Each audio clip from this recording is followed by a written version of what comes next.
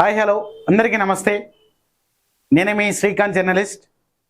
ఎల్లప్పుడూ ప్రజా గొంతుకై ప్రజా అవసరాలకు గలం విప్పుతున్నటువంటి ఎస్టార్ మీడియాకు స్వాగతం సుస్వాగతం.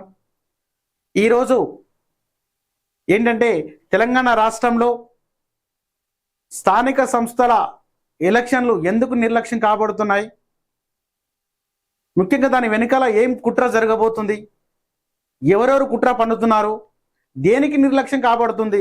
సుమారుగా 10 నెలల సమయం ముగిసింది సర్పంచుల కాలం పదవి. ఇంకా ఇప్పటికి కూడా తెలంగాణ రాష్ట్రంలో స్థానిక సంస్థ ఎలక్షన్ల మీద ఒక నిర్ణయం కూడా తీసుకోలేకపోతున్నటువంటి పరిస్థితి. ఎందుకు ఇంత నిర్లక్ష్యం కాబడుతూ ఉన్నాయి? తెలంగాణ రాష్ట్రంలో సుమారు 12,750 గ్రామ పంచాయతీలు ఉన్నటువంటి ఆశావాహులందరూ కూడా ఎప్పటి నుంచో ఎదురు చూసి వాళ్ళ ఆశపడుతున్నటువంటి పరిస్థితి. వాళ్ళ ఆశ నిరాశ అవుతుంది తప్ప ఇప్పటికి కూడా స్థానిక సంస్థ ఎలక్షన్ల పట్ల ఎలాంటి కీలకమైన నిర్ణయం తీసుకోలేకపోతున్నటువంటి పరిస్థితి. మరి ఎందుకు ఇంత నిర్లక్ష్యం కాబడుతూ ఉంది? తెలంగాణ రాష్ట్రంలో ముఖ్యమంత్రి రేవంత్ రెడ్డి గారు కానీ తెలంగాణ రాష్ట్ర ప్రభుత్వం కాంగ్రెస్ పార్టీ ప్రభుత్వం కానీ గ్రామాలని ఎందుకింత చిన్న చూపు చూస్తూ ఉన్నారు? ఎందుకింత నిర్లక్ష్యం? ఆ రోజు గ్రామ స్థాయిలో నుండి, గ్రామ కార్యకర్తల నుండి, గ్రామ ప్రజల నుండి ఓట్లు వేసుకొని గెలిచి కుర్చీలో కూర్చున్నటువంటి మీరు ఈనాడు గ్రామాల్లో ఉన్నటువంటి ప్రజల అవసరం తీరిపోయిందనా? గ్రామాలలో పనిచేసినటువంటి కార్యకర్తల అవసరం తీరిపోయిందనా? స్థానిక సంస్థ ఎలక్షన్ నిర్వహించడం లేదు, గ్రామాల్లో ఉన్నటువంటి ప్రజలకు పదవి కట్టబడడం లేదు. మరి ఎందుకు ఇంత నిర్లక్ష్యం కాపాడుతూ ఉంది? ఒక్కసారి చూసుకున్నట్టయితే మొదటగా స్థానిక సంస్థ ఎన్నికలు నిర్లక్ష్యం. ఈ యొక్క స్థానిక సంస్థ ఎన్నికల నిర్లక్ష్యం ఎందుకు కాబడుతూ ఉందంటే, ఒకటి అసెంబ్లీ ఎలక్షన్ల ముందు ఇచ్చినటువంటి హామీలలో మొదటిది మనకు కులగణన.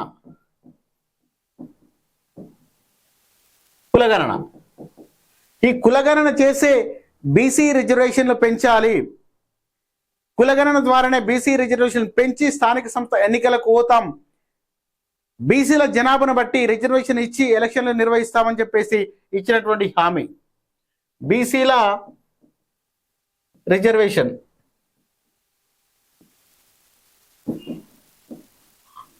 మరి ఈ కులగణన ఎప్పుడు స్టార్ట్ అవుతుంది? ఇంతవరకు ఇచ్చిన హామీ ప్రకారం మొదట గెలిచిన 6 నెలల లోపటే కులగణన కంప్లీట్ చేసి జనాభా లెక్కల ప్రకారం బీసీలకు రిజర్వేషన్ కేటాయిస్తామన్నారు, జనాభా లెక్కల ప్రకారం బీసీలకు పదవులు కేటాయిస్తామన్నారు, జనాభా లెక్కల ప్రకారం బీసీలకు మంత్రి పదవులు కానీ, ఎమ్మెల్యే టికెట్లు కానీ, ఎంపీ టికెట్లు కానీ, ఎమ్మెల్సీ టికెట్లు కానీ, స్థానిక సంస్థలలో కూడా రిజర్వేషన్ జనాభా లెక్క బీసీ జనాభా లెక్కల ప్రకారమే ఇస్తామని చెప్పేసి ఆ రోజు హామీ ఇచ్చారు. మరి ఆ కులగణన ఊసే లేదు. ఇప్పటికీ సుమారు 10 నెలల సమయం అవుతుంది మీరు పదవిలోకి వచ్చి, మీరు అధికారంలోకి వచ్చి, ఇప్పటికీ ఆ కులగణన అంశం అనేదే లేదు. ఇంకా దానికి గైడ్ లైన్స్ ఇవ్వలేకపోతున్నారు. మరి సర్పంచి పదవి కాలం ముగిసి ఇప్పటికి సుమారు 10 నెలల సమయం అవుతుంది. ఇప్పటివరకు ఎప్పుడు చూడలే ఏక రాష్ట్రంలో కూడా 10 నెలల సమయం సర్పంచ్ లేకుండా ఉన్నటువంటి పరిస్థితి లేదు. అట్లాంటిది తెలంగాణ రాష్ట్రంలో కొనసాగుతున్న పరిస్థితి. ఇప్పటికీ తెలంగాణ రాష్ట్రంలో స్పెషల్ ఆఫీసర్ల పాలన కొనసాగుతూ ఉంది. స్పెషల్ ఆఫీసర్ల పాలన ఎట్లా ఉంటుందంటే, గ్రామాలలో ఉన్న ప్రజల సమస్యలు గాలికి వదిలేస్తారు. వాళ్ళ మొక్కుబడిగా వాళ్ళ టైం ప్రకారం వస్తారు. 9, 9:30, 10 గంటలకు వస్తారు, 5 గంటలకు జంపు. ఎందుకు గ్రామాలలో స్పెషల్ పాలన కొనసాగించాల్సి వస్తుంది? స్పెషల్ ఆఫీసర్ల పాలన ఎందుకు పెట్టారు గ్రామాలలో? సర్పంచ్ ఎన్నికలు నిర్వహించలేకపోవడం వల్ల కేంద్రం నుంచి వచ్చే నిధులు కూడా ఆగిపోయినాయి. కేంద్రం నుంచి వచ్చే నిధులు కూడా తెచ్చుకోలేనటువంటి దుస్థితి మీకు ఎందుకు ఏర్పడ్డది?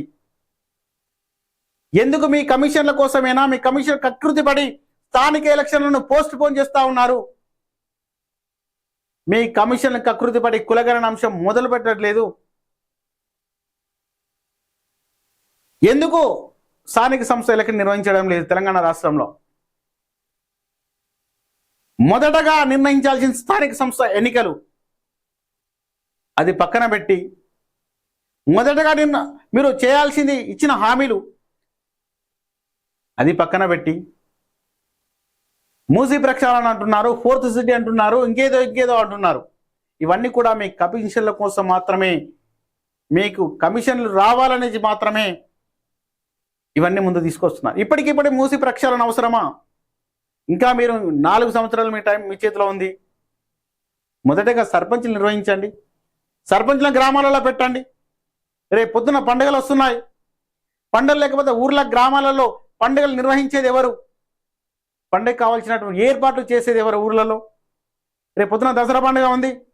దసరా పండుగ కావాల్సినటువంటి కార్యక్రమానికి కావాల్సినటువంటి ఏర్పాట్లు ఎవరు చేస్తారు గ్రామాలలో? ఎవరు చేయరు. దానివల్ల జనాలలో చిచ్చులు గొడవలు, జనాలలో చిచ్చు పెట్టి గొడవలు పెట్టడమే మీ పని. రాబోయే 4 సంవత్సరాలలో తీవ్రమైన వ్యతిరేకత ఎదుర్కోబోతున్నారు మీరు గ్రామాలలో. మీ పాలన ఇలానే కొనసాగితే ముందుగానే హెచ్చరిస్తూ ఉన్నాం మేము. రాబోయే 4 సంవత్సరాల్లో ప్రజల చేత, ఏ ప్రజలు మిమ్మల్ని గెలిపించారో ఆ ప్రజల చేతనే తీవ్రమైన వ్యతిరేకత ఎదుర్కోబోతా ఉన్నారు. ఇది 100% నిజం కాబోతా ఉంది మీ పాలన ఇలానే కొనసాగితే. చూడండి, ఒకసారి కులగణన అంశం లేదు, బీసీల రిజర్వేషన్ లేదు. బీసీల స్థానిక సంస్థ ఎన్నికలు నిర్వహించాలంటే బీసీల రిజర్వేషన్ చేయాలి. బీసీల రిజర్వేషన్ ఖరారు చేయకుండా ఎన్నికలు నిర్వహిస్తే బీసీ సంఘాల చేత, బీసీ నాయకుల చేత, బీసీ ప్రజల చేత తీవ్రమైన వ్యతిరేకత ఎదుర్కోబోతున్నారు మీరు. దానివల్ల ఎలక్షన్లు నిర్లక్ష్యం చేస్తూ ఉన్నారు. కులగణన చేయండి. ఎందుకు కులగణన నిర్లక్ష్యం చేస్తూ ఉన్నారు? కులగణన మీద ఒక గైడ్ లైన్స్ ఇస్తాము, కులగణన స్టార్ట్ చేస్తామంటున్నారు, కానీ ఇప్పటివరకు దాని మీద గైడ్ లైన్స్ లేవు. కులగణన స్టార్ట్ చేయలే.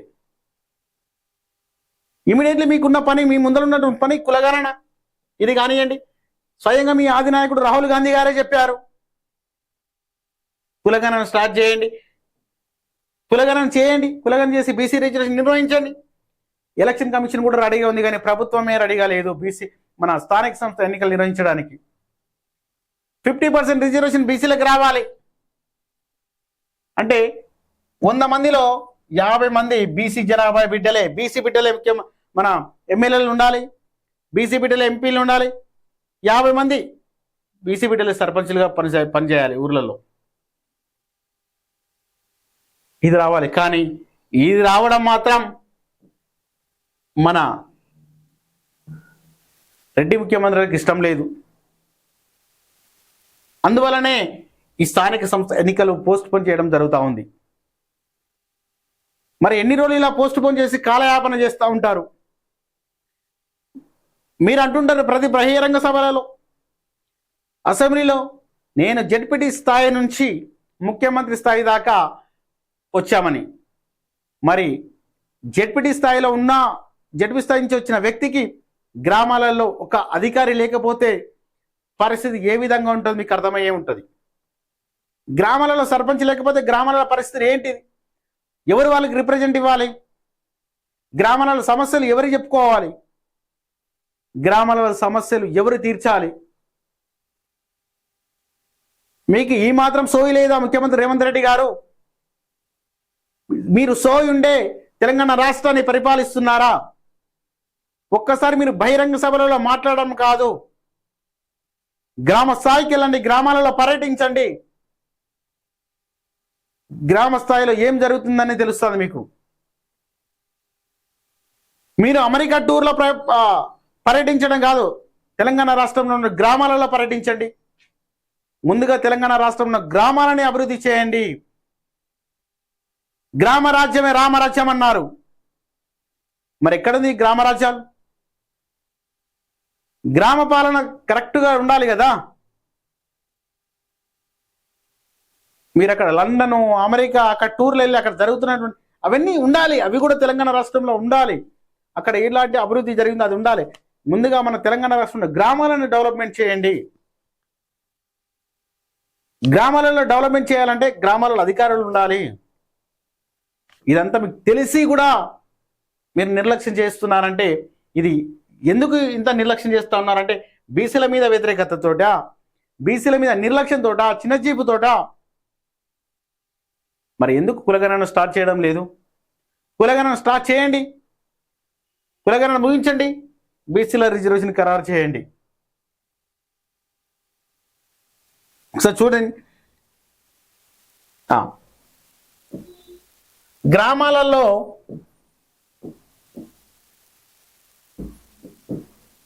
స్పెషల్ ఆఫీసర్ల పాలన,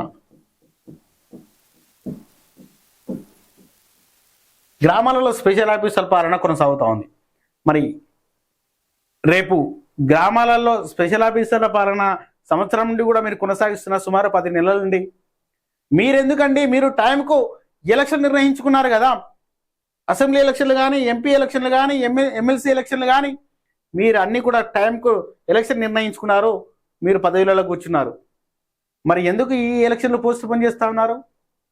మీరు ఎలక్షన్లు పోస్ట్ పోన్ చేసుకొని మన తెలంగాణ రాష్ట్రాన్ని రాష్ట్రపతి పాలన చేయొచ్చు కదా, రాష్ట్రపతి పాలనకు అప్పగిస్తే రాష్ట్రపతి పాలన పరిపాలిస్తాడు కదా తెలంగాణ రాష్ట్రాన్ని.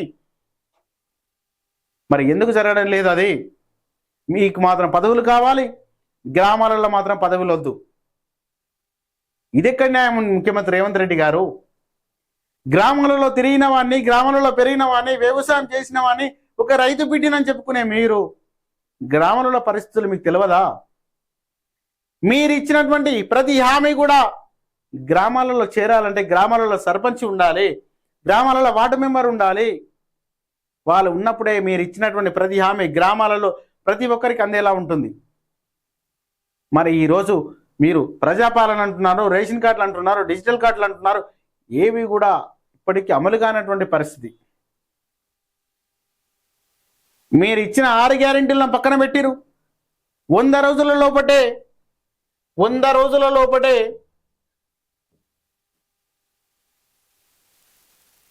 అధికారంలోకి వచ్చిన 100 రోజుల లోపటే 6 గ్యారెంటీలు అమలు చేసి తీరుతామన్నారు. ఇక్కడ పోయినామండి ఆ 6 గ్యారెంటీలు? అందులో 3 గ్యారెంటీలు మాత్రమే అమలవుతున్నటువంటి పరిస్థితి.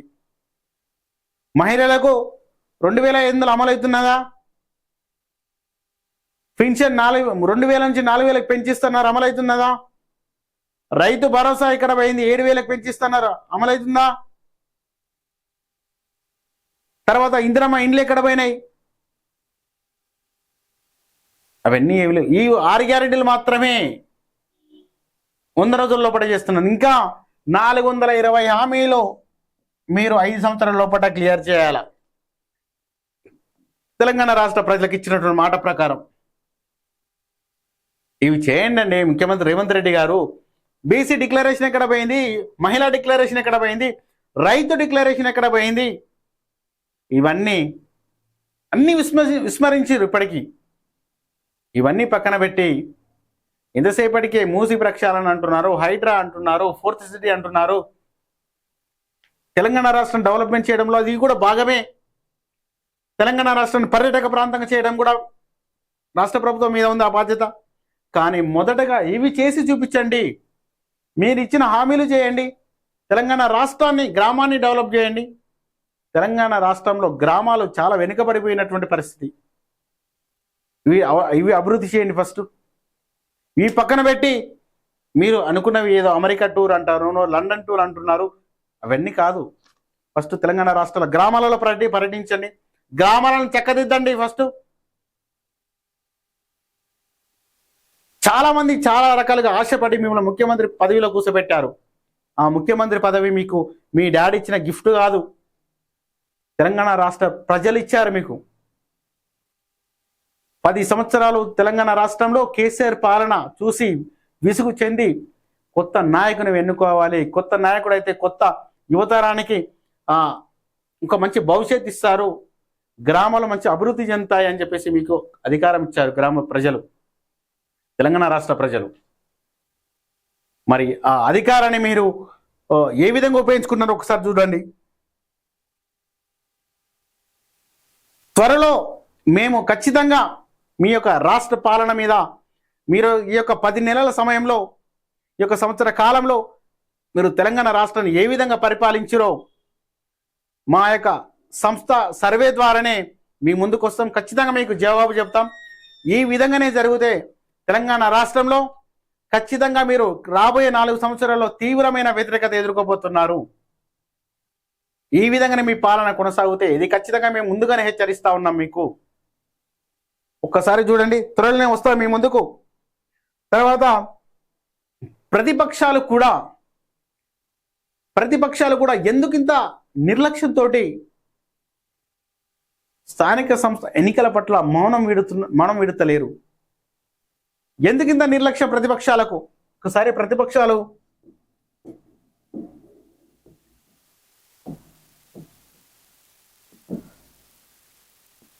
బీఆర్ఎస్ బీజేపీ, ఒక్కసారి ప్రధాన ప్రతిపక్ష పార్టీలు బీఆర్ఎస్ బీజేపీ ఎందుకు మీరు స్థానిక సంస్థ ఎన్నికల పట్ల మౌనం వీడట్లేదు? ఒక్కసారి మీరు దీని వెనుకున్న కుట్రేంది? మీరు ఎందుకు అధికారం ఉన్నటువంటి కాంగ్రెస్ పార్టీని కానీ అధికారం ఉన్నటువంటి ముఖ్యమంత్రి కానీ ఎందుకు ప్రశ్నిస్తలేరు స్థానిక సంస్థ ఎన్నికల గురించి? అంటే మీ యొక్క పార్టీ గ్రామ స్థాయిలో డెవలప్ చేసుకోవాలని చెప్పేసి మీకు సమయం కావాలన్నా మీ స్వార్థం కోసం మీరు మౌనం విడట్లేదా? ఇంకా తీవ్రమైన వ్యతిరేకత రావాలి అధికార పార్టీ మీద, అప్పుడే మేము పుంజుకుంటాం అంటే మీ అవసరాల కోసం మాత్రమే మీరు అధికార పార్టీని ప్రశ్నించలేదా? స్థానిక సంస్థ ఎన్నికల కోసం గ్రామ స్థాయిలలో మీ యొక్క పార్టీని వీక్గా ఉందని చెప్పేసా? గ్రామ స్థాయిలలో ఇప్పుడు గ్రామ స్థాయిలలో వీక్గా ఉంది పార్టీ. ఇంకా కొన్ని రోజులు వెయిట్ చేస్తేనే అధికార పార్టీ మీద వ్యతిరేకత వస్తుంది. అప్పుడే మనం గ్రామ స్థాయిలలో ఎక్కువ సర్పంచ్లను గెలుచుకోవచ్చని మీ ఆలోచన ఉందా? మీ అవసరాల కోసం, మీ స్వార్థ రాజకీయాల కోసం గ్రామాలలో స్పెషల్ ఆఫీసర్ల పాలన కొనసాగుతూ ఉంది.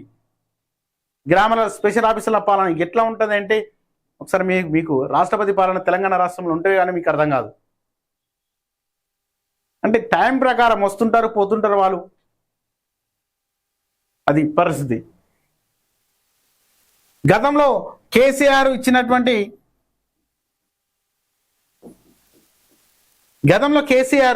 ఏది ఏం చేసుకున్నా మాత్రం ఎలక్షన్లు మాత్రం టైం నిర్ణయించేవాడు. ఎలక్షన్లు మాత్రం టైంకు పెట్టి అతను ఆ యొక్క గ్రామాలలో కానీ తర్వాత జడ్పీటీసీ కానీ ఎంపీటీసీ కానీ ప్రతి ఎలక్షన్ కూడా కార్పొరేటర్ కానీ ప్రతి ఎలక్షన్ కూడా టైంకి నిర్ణయించేవాడు. ఖచ్చితంగా ఇచ్చిన మాట ప్రకారం ఎలక్షన్లు పెట్టేవారు.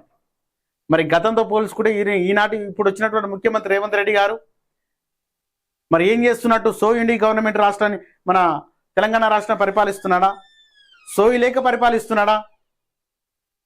ఒక్కసారి తెలంగాణ రాష్ట్ర ప్రజలందరూ కూడా మేలుకోవాల్సినటువంటి పరిస్థితి. ఎంతో మంది ఆశావాహులు ఎదురు చూస్తున్నటువంటి పరిస్థితి. మరి ఇప్పటికైనా తెలంగాణ రాష్ట్రంలో స్థానిక సంస్థలు ఎప్పుడు నిర్ణయిస్తారో చెప్పాల్సినటువంటి అవసరం మీ ముందు ఉంది ముఖ్యమంత్రి రేవంత్ రెడ్డి గారు. ఖచ్చితంగా మీరు తెలంగాణ రాష్ట్రంలో అతి త్వరలోనే ఒక నోటిఫికేషన్ ఇచ్చి, ఒక క్లారిఫికేషన్ ఇచ్చి స్థానిక సంస్థ ఎన్నికలు నిర్వహించాలి. ఇది కంపల్సరీ అవసరం. ఎందుకంటే అటు కేంద్రం నుంచి వచ్చే నిధులు ఆగిపోయినాయి, ఇటు రాష్ట్రం నుంచి వచ్చే నిధులు ఆగిపోయినాయి. గ్రామాల అభివృద్ధి కుంటపడిపోతుంది. గ్రామాలలో పాలన లేక, గ్రామాలలో వసతులు లేక, గ్రామాలలో వాటర్ లేక, గ్రామాలలో మౌలిక సదుపాయాలు లేక, గ్రామాలలో స్కూళ్ళల్లో వాష్రూమ్స్ లేక కుంటపడిపోతున్నటువంటి పరిస్థితి. మొన్న మీరు చూసే మనం ఏదో స్కూల్లో వాష్రూమ్స్ లేక అమ్మాయిలే ఒక ప్రహారీ గోడలాగా మారి అక్కడ వాళ్ళ కార్యక్రమ పనులు కానిచ్చినటువంటి పరిస్థితి. అటువంటి దుస్థిత పరిస్థితి గ్రామాలలో కొనసాగుతుంది. ముఖ్యమంత్రి రేవంత్ రెడ్డి గారు, మీరు మొదటగా గ్రామాలలో పర్యటించండి. ఎలక్షన్ టైంలో మీరు ఎట్లా ప్రతి నియోజకవర్గానికి ఎట్లా వెళ్ళినరో, ప్రతి గ్రామానికి ఎట్లా తిరిగినరో, ముఖ్యమంత్రి హోదాలో కూడా ప్రతి గ్రామాన్ని పర్యటించిన తెలంగాణ రాష్ట్రంలో మీకున్న పనే తెలంగాణ రాష్ట్రాన్ని అభివృద్ధి చేయడం, తెలంగాణ ప్రజలని క్షేమంగా చూసుకోవడం. తెలంగాణ రాష్ట్రంలో పర్యటించండి, తర్వాత అమెరికాలో పర్యటించుతారు మీరు. ఇది తెలంగాణ రాష్ట్రంలో ప్రస్తుతం జరుగుతున్నటువంటి పరిస్థితి. ఖచ్చితంగా మీరు తెలంగాణ రాష్ట్రంలో స్థానిక ఎన్నికలు ఖచ్చితంగా అతి త్వరలోనే నిర్ణయించాలి. తెలంగాణ రాష్ట్రంలో గ్రామాలలో ప్రథమ పౌరుడిగా ఉండి గ్రామాలను అభివృద్ధి చేసి గ్రామాలలో సేవ చేయాలని చెప్పేసి ఆశపడుతున్నటువంటి ప్రతి ఒక్కరి కళను కూడా నెరవేర్చాల్సినటువంటి బాధ్యత ఈనాటి ముఖ్యమంత్రి రేవంత్ రెడ్డి మీద ఉంది, తెలంగాణ రాష్ట్ర ప్రభుత్వం మీద ఉంది. మరి ఈరోజు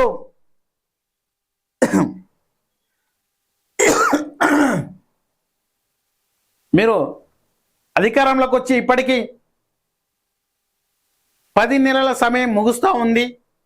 కానీ ఇప్పటికి కూడా ఒక విద్యా వ్యవస్థకు మన విద్యా వ్యవస్థకు ఒక మంత్రిని కూడా కేటాయించలేకపోయినటువంటి పరిస్థితి. మీరు ఒక విద్యా వ్యవస్థకు మంత్రి లేకపోతే తెలంగాణలో విద్యా వ్యవస్థ ఎలా కొనసాగుతూ ఉంది?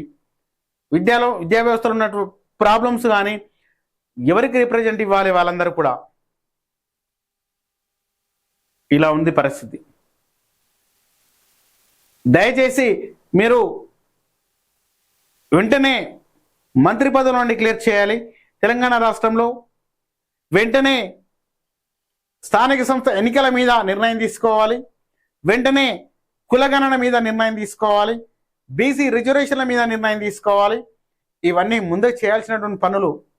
వెంటనే మీరు ఇచ్చినటువంటి 6 గ్యారెంటీల అమలు మీద మీరు చర్చించాలి. ఇవి జరగాల్సినటువంటి పనులు మొదటగా. ఈ పనులను పక్కన పెట్టి మీ ఇష్టారాజ్యంగా పరిపాలన చేస్తామంటే తెలంగాణ రాష్ట్ర ప్రజలు ఏ విధంగా మీకు అధికారం ఇచ్చిరో ఆ విధంగా తీసుకోవడానికి కూడా తెలంగాణ రాష్ట్ర ప్రజలు రెడీగా ఉన్నారు. మీకు అధికారం ఇచ్చారు మా బిడ్డని, తెలంగాణ బిడ్డని. ఆ అధికారాన్ని మాత్రం తెలంగాణ ప్రజల క్షేమం కోసమే, తెలంగాణ ప్రజల శ్రేయస్సు కోసమే, తెలంగాణ ప్రజల లాభాల కోసం మాత్రమే మీరు అధికారాన్ని ఉపయోగించాలి తప్ప మీ స్వలాభం కోసం, మీ కమిషన్ల కోసం కక్కుర్తి పడి తెలంగాణ రాష్ట్రాన్ని కానీ తెలంగాణ రాష్ట్ర ప్రజలని కానీ ఇబ్బంది పెట్టే ఆలోచన మీకు వస్తేనే తెలంగాణ రాష్ట్ర ప్రజలు మీకు ఏ విధంగా ముఖ్యమంత్రి పదవి కట్టబెట్టారో ఆ విధంగా మీ పదవి లాక్కున్నటువంటి పరిస్థితి కూడా చేస్తారు. ఒక్కసారి మీరు యొక్క రాష్ట్ర ప్రభుత్వాన్ని ప్రక్షాళన చేసుకోండి. మీ యొక్క మంత్రి మండలిని ప్రక్షాళన చేయండి. గ్రామాలలో పర్యటించమని చెప్పండి. ఇది ప్రస్తుతం మనకు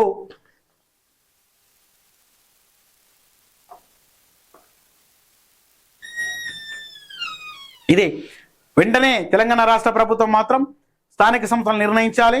వెంటనే కులగణన ప్రారంభించాలి.